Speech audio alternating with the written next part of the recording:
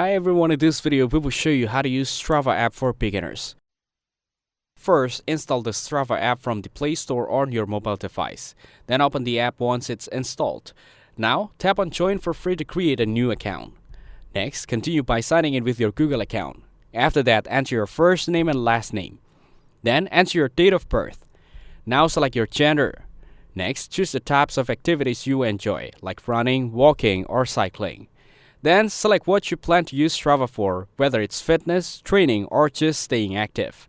Now tap on Continue several times to move through the setup process. Once you're inside the app, tap on Set Goal if you want to create a fitness goal. Here, you'll see an option to unlock all of Strava for free for 30 days.